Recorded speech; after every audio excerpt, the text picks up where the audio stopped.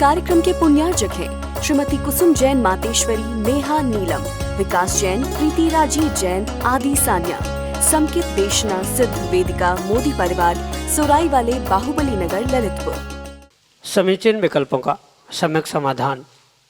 सम्यक ज्ञान की एक ऐसी अनूठी विधा जिसके माध्यम से हम अपने मन में उठने वाले उन अनेकानेक समीचीन विकल्पों का प्रतिदिन सम्यक समाधान परम पूज्य मुनिश्री सुप्रभ सागर जी महाराज के मुखारविंद से प्राप्त कर रहे हैं। विकल्प किसी एक का और सम्यक समाधान के माध्यम से निर्विकल्पता अनेक जीवों को प्राप्त हो रही है। ऐसा वह अनूठा उपाय समीचीन विकल्पों का सम्यक समाधान। प्रारंभ करते हैं आज का सम्यक समाधान। और आज का पहला विकल्प मड़ौरा उत्तर प्रदेश से श्रीमती सुषमा राकेश जैन परम पूज्य मुनिश्री के चरणों में सपरिवार त्रिकाल त्रिभक्तिपूर्वक कोटि कोटि नमोस्तु निवेदित करते हुए अपना समीचीन विकल्प रख रहे हैं कि महाराज जी, अनेक विधानों का समावेश होने के कारण श्री सिद्धचक्र महामंडल विधान को विधानों का सरताज कहा जाता है। क्या यह सत्य है एवं इसका प्रचलन कब से है? हमारे समीचीन विकल्प का सम्यक समाधान करने की अनुकंपा करें। नमोस्तु महाराज जी, नमोस्तु। ओम नमः सिद्धम परम पूज्य आचार्य भगवान गुरुवर विशुद्ध सागर जी महाराज की, परम पूज्य मुनिश्री सुप्रभ सागर जी महाराज जी की।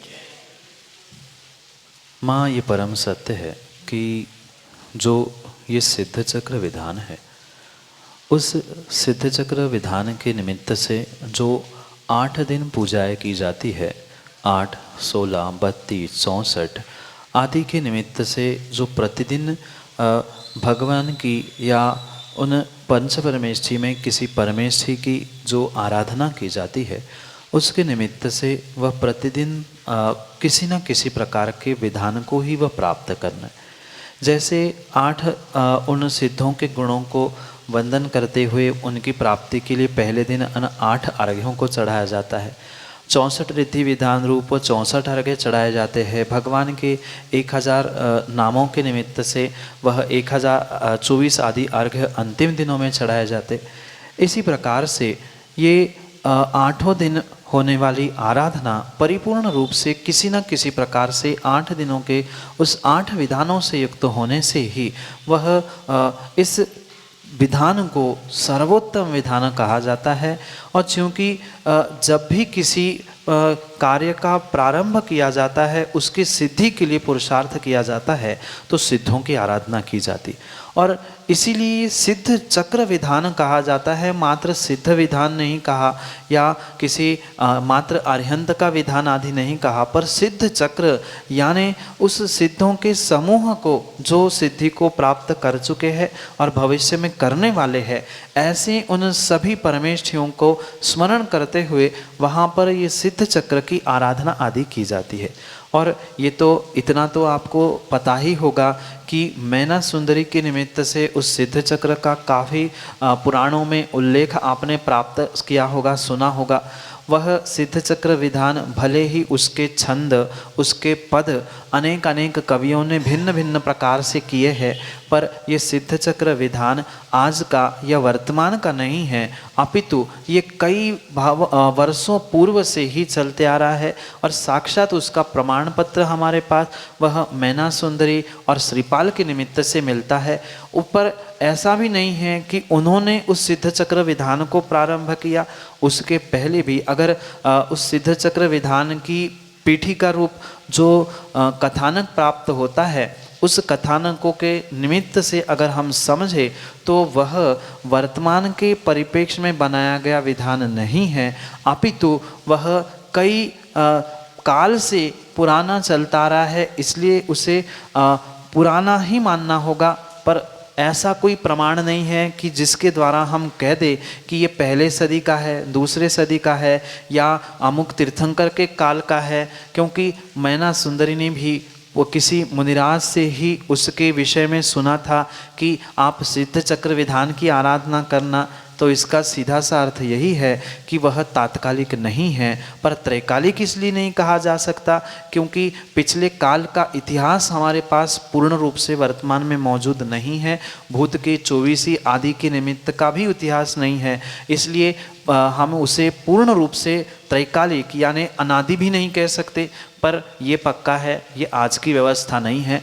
भले ही अनेक आचार्य पंडित विद्वानों ने अनेक प्रकार से छंदों के द्वारा उसे भिन्न भिन्न प्रकार से लिपिबद्ध अवश्य किया है, पर किंचित भी वह वर्तमान की देन नहीं है, पुराने ही काल से, और जिसका प्रमाण हमारे पास है ऐसे श्रीपाल महिना सुंदरी के काल को अगर हम समझे तो वहाँ से भी माने, पर उससे भी पुराना ही वह है। ये आज की देन नहीं है और ये परिपूर्ण रूप से सभी पंच परमेष्ठी को समाविष्ट करते, उनके गुणों का व्याख्यान करते हुए बने हुए सिद्ध और बनने वाले सिद्धों के लिए और अपने कार्यों को सिद्ध करने के लिए किया जाने वाला होने से वह सिद्ध चक्र विधान महान है और पुराने कई कालों से, कई तीर्थंकर के काल से चला आया होने से वह प्राचीन ही कहलाएगा, अर्वाचीन नहीं है। यही आपके लिए सम्यक समाधान।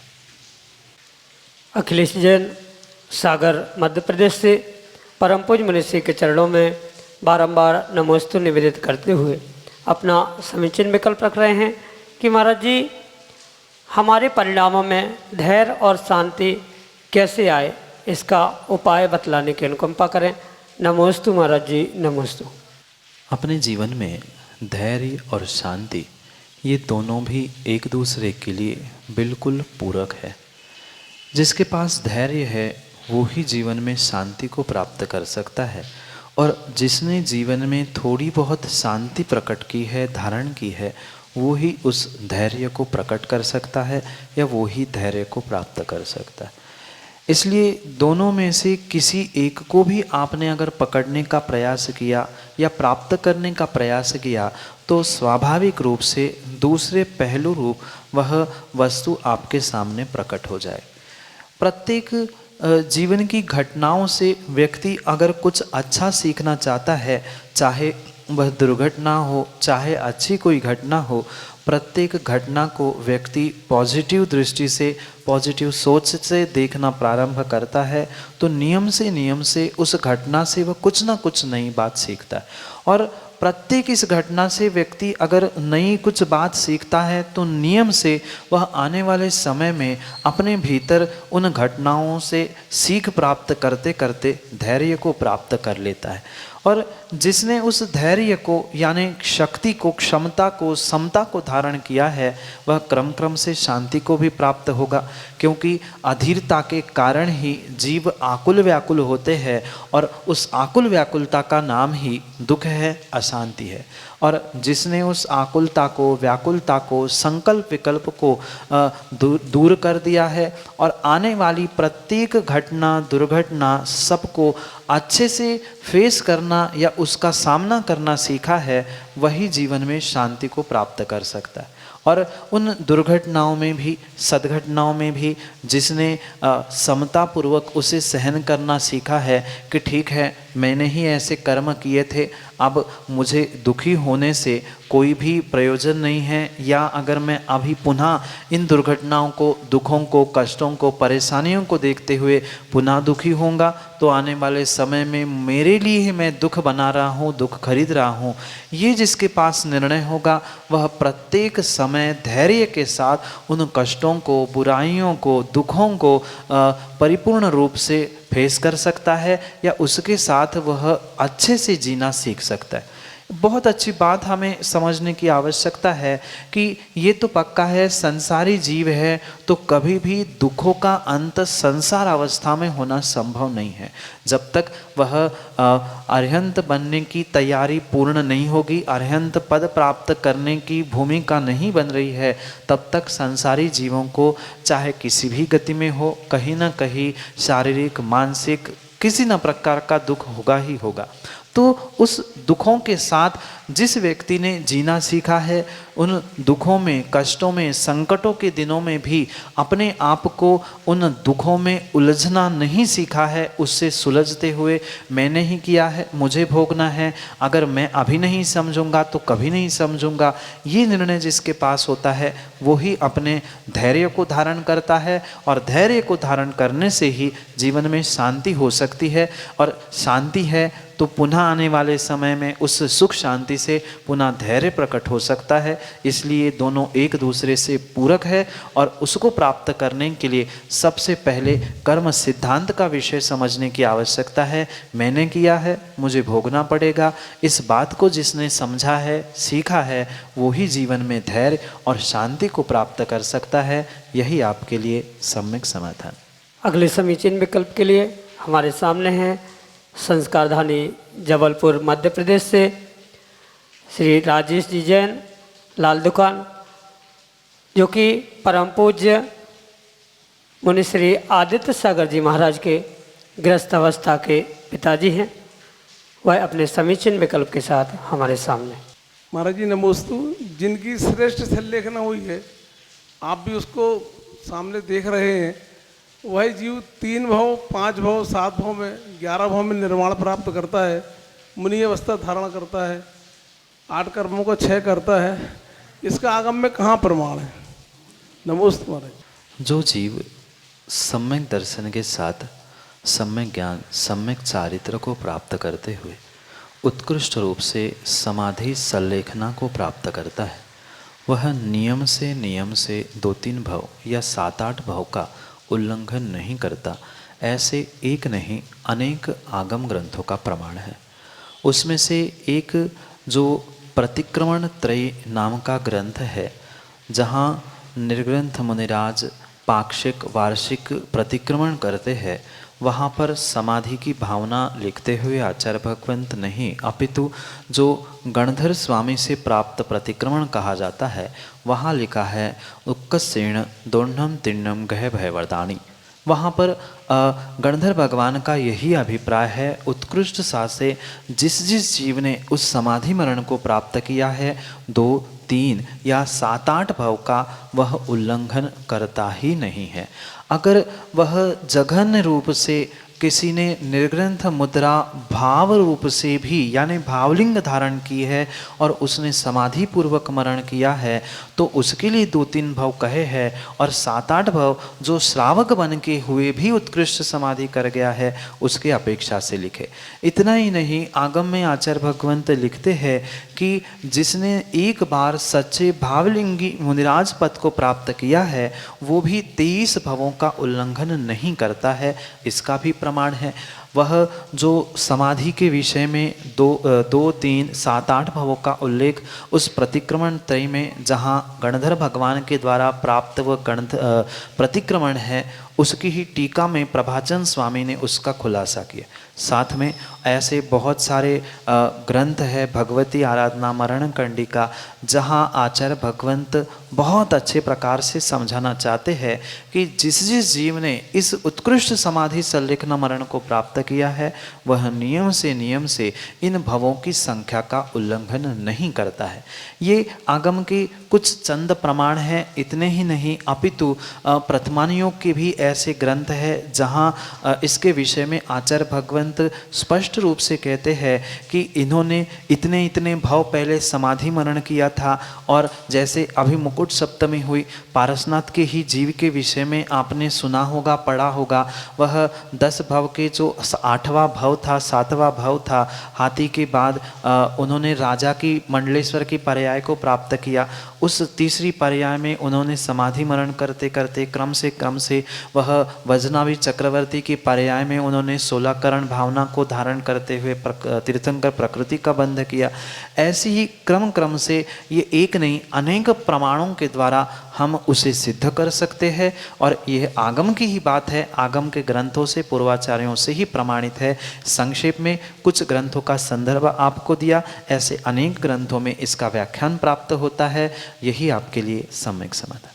अगले समीचीन विकल्प के लिए एक बहुत छोटा सा बालक अरह जैन हमारे सामने। मोटू दादी मुझे एक दिखाता है मानी मार क्यों डांटती क्यों। अरे बेटा, माँ तुम्हें मारने के लिए नहीं मारती, अपितु जब तू माता की पिता की बात को नहीं मानता या अपनी मनमानी करता है, उधम करता है, तो तुम्हें समझाने के लिए वह तुम्हें डांटती भी है और कभी कभी मारती भी होगी। बहुत अच्छी बात तो हमें यही समझनी होगी बेटा कि माता पिता ने हमें डांटा है, मारा है, तो कहीं ना कहीं हमारी यानी तुम्हारी गलती है, तभी माता पिता ने आपको टोका है या मारा है। अगर बचपन में माता पिता बाल अवस्था में ही टोकेंगे नहीं, समझाएंगे नहीं, तो कभी भी आगे बढ़कर तू अच्छा इंसान नहीं बन सकता। तू मनुष्य बना है, इंसान बना है, तो क्या अर्ह तू अच्छा बनना चाहता है? अगर अच्छा इंसान बनना चाहता है तो बचपन में माता पिता की बात हमें माननी होगी। और जब जब तुमने माता पिता की, मम्मी की, पापा की बात नहीं मानी होगी, तब तब उन्होंने तुम्हें डांटा होगा। और जब डांटने के बाद भी तुमने बात नहीं मानी होगी, तब कभी कभी माँ ने तुम्हें पीटा भी होगा। इसलिए तुम्हारा जीवन अच्छा हो, तुम अच्छे इंसान बनो, अच्छे इंसान के साथ साथ तुम कभी भगवान भी बनो, अच्छी लोग तुम्हारी प्रशंसा करे, लोग तेरे लिए खूब अच्छा कहे। इसलिए आज माँ तुम्हें समझाने के लिए डांटती भी है और कभी कभी मारती है। पर ये भी माता पिता को भी समझने योग्य बात है कि अगर आप अक्सर बच्चों को डांटोगे, मारोगे, तो वह कभी भी सुधार नहीं सकता, सुधर नहीं सकता। समय समय पर उनको समझ दो, समझने के लिए मौका दो, समय दो, तभी तुम्हारी उस डांट की, फटकार की कीमत होगी। या हमेशा ही अगर माता पिता मारते, डांटते, फटकारते रहेंगे तो वह कभी भी सुधरने वाला नहीं है। इसलिए बहुत अच्छी बात तो यही है कि डांटना, पीटना ये बहुत दूर की बात है। पहले समझाओ, फिर नहीं माने तो फिर उसे आगे की सीढ़ी को दिलाते हुए फटकारने की, समझाने की, डांटने की आवश्यकता है। पर बेटा, तू पहली बार अगर मान जाएगा तो मम्मी को ना डांटना पड़ेगा ना मारना पड़ेगा। तुम्हारे अच्छे के लिए ही तुम्हारी मम्मी तुम्हें डांटती है, मारती है। इसलिए अपने अच्छाई के लिए मम्मी की, पापा की बात मानोगे तो तुम्हें कभी ना डांट पड़ेगी ना मार पड़ेगी। इसलिए तुम भी मान जाओ और वे भी नहीं मारेंगे। यही तुम्हारे लिए सम्यक समाधान। एक और समीचीन विकल्प के साथ एक छोटी सी बालिका वाणी जैन हमारे सामने। नमस्ते महाराज जी, क्या मैं माता जी बन सकती हूँ? हाँ गुड़िया, आप भी माता जी बन सकती हो। आप क्या, संसार का कोई भी जीव जो वर्तमान में स्त्री पर्याय को प्राप्त कर चुका है, वह प्रत्येक जीव उस जैन कुल में जन्मने के निमित्त से माताजी बनने की शक्ति, संभावना रखता है। पर जिसने वास्तव में अपने जीवन में सम्यक निर्णय किया है कि संसार में, घर में, परिवार में पाप है, दुख है, वो ही जीव इस संसार से उठने के लिए वैराग्य को धारण करते हुए माताजी पद को प्राप्त कर सकता है।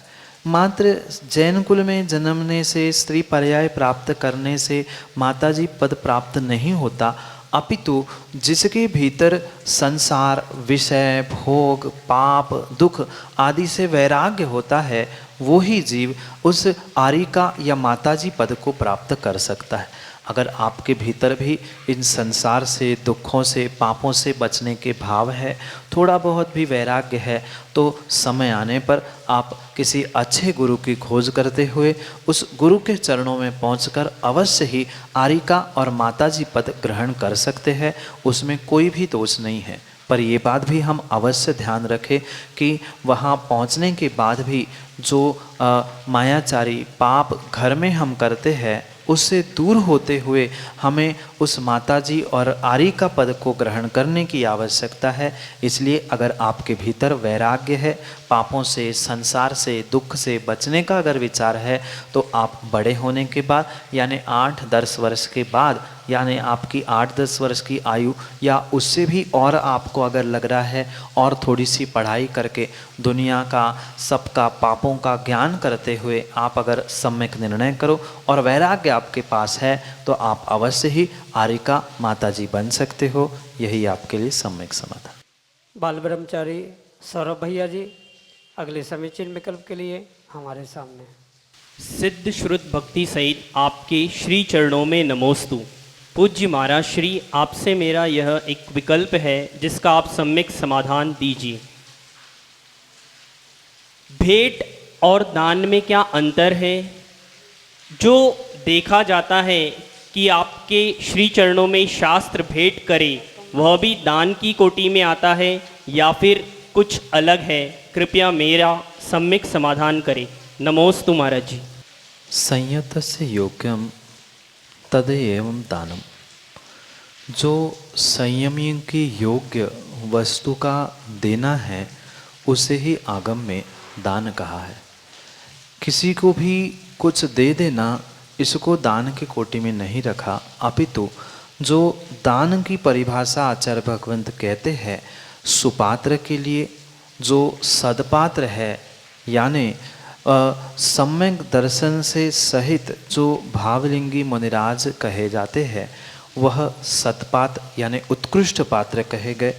जो अणुव्रति आदि है उन्हें मध्यम पात्र कहा गया है और जो सम्यक दृष्टि है वह जघन्य पात्र की कोटि में आती।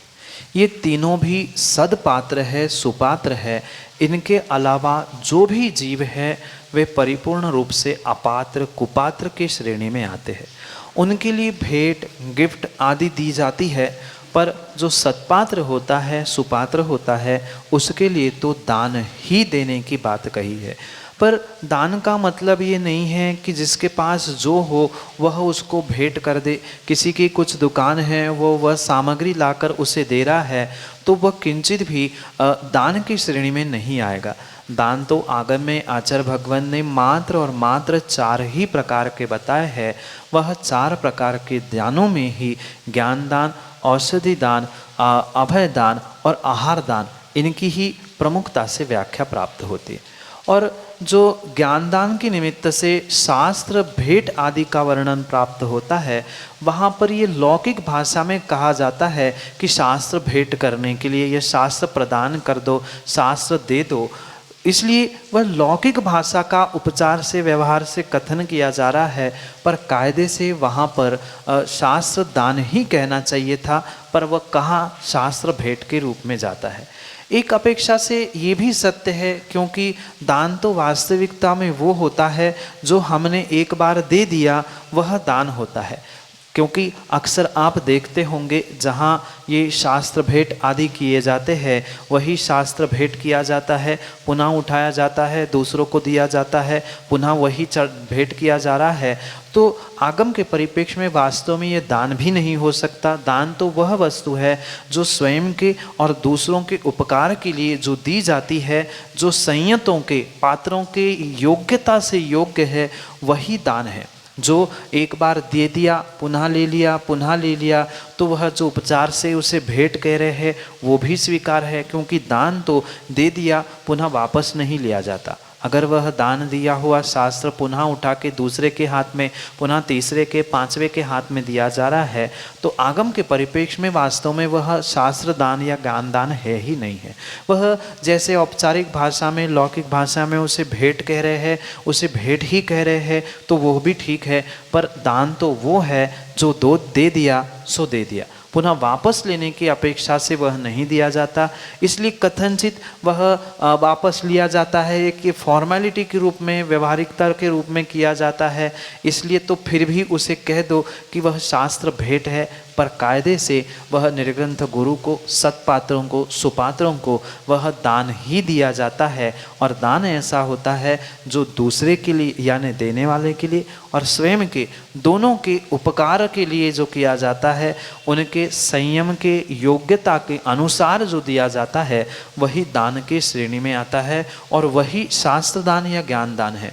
मतलब जिस जीव ने किसी ग्रंथ को छपवाने के लिए दान दिया है, जिसने पुण्यार्जक बनने का पुरुषार्थ किया है, जो किसी प्रवचन, देशना, ग्रंथ आदि आदि के निमित्त से धन की राशि को समर्पित कर रहा है, अपना द्रव्य लगा रहा है, कायदे से तो वही ज्ञान दान है, वही शास्त्र दान है। ये जैसे लौकिक भाषा में उसे भेंट कह रहे हैं, ऐसे ही अगर लौकिकता से उसे भेंट कह दे तो कोई दोष नहीं है। दान तो वही है जो दिया सो दिया, वापस लेते हैं। ये जो व्यवस्था बनी है इसलिए भी हो सकता है लौकिक भाषा में उसे शास्त्र भेंट कह रहे हो, पर निर्ग्रंथों को शास्त्र दान ही करने योग्य होता है। भेंट तो अपात्र को पात्र के निमित्त से कहा जाता है, पर व्यवहारिक भाषा में चलता आ रहा है, चल रहा है, सोह चल रहा है, पर आगम के परिप्रेक्ष्य में वह शास्त्र दान ही है। पर दे के लेना ये दान भी नहीं है, इसलिए वह भेंट भी कह सकते हैं। यही आपके लिए सम्यक समाधान। जय जिन बंधु, आप हम सभी लाभ ले रहे थे बहुचर्चित कार्यक्रम समीचीन विकल्पों का सम्यक समाधान। यह कार्यक्रम प्रतिदिन 5:13 पे YouTube चैनल सुप्रभुवाच के माध्यम से प्रसारित होता है एवं उसका प्रसारण पारस टीवी चैनल के माध्यम से शाम को 4 बजे होता है।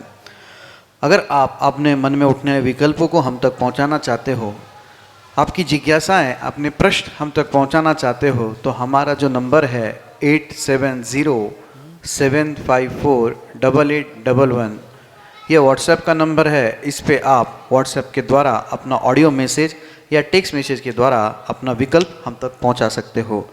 जीमेल के द्वारा samyak.samadhan@gmail.com, इसके माध्यम से भी आप अपना विकल्प हम तक पहुंचा सकते हो। और सुप्रभुवाच इस चैनल को लाइक करें और सब्सक्राइब करें, क्योंकि उस पर सुविशुद्ध ज्ञान धारा प्रतियोगिता का संचालन हो रहा है और आप उस कार्यक्रम में भाग लेके अपने ज्ञान की बढ़ोतरी करते हुए साथ साथ पुरस्कार भी प्राप्त कर सकते हैं। अधिक जानकारी के लिए आप सुप्रभुवाच यूट्यूब चैनल को सब्सक्राइब करें। मैं मुनिश्री के चरणों में नमोस्तु करते हुए आज के इस कार्यक्रम सम्यक समाधान को यहीं पे विराम देता हूँ। नमोस्तु नमोस्तु नमोस्तु। इस कार्यक्रम के पुण्यार्जक हैं श्रीमती कुसुम जैन मातेश्वरी, नेहा नीलम, विकास जैन, प्रीति राजी जैन, आदि सान्या, समकित देशना सिद्ध वेदिका मोदी परिवार, सुराई वाले, बाहुबली नगर, ललितपुर।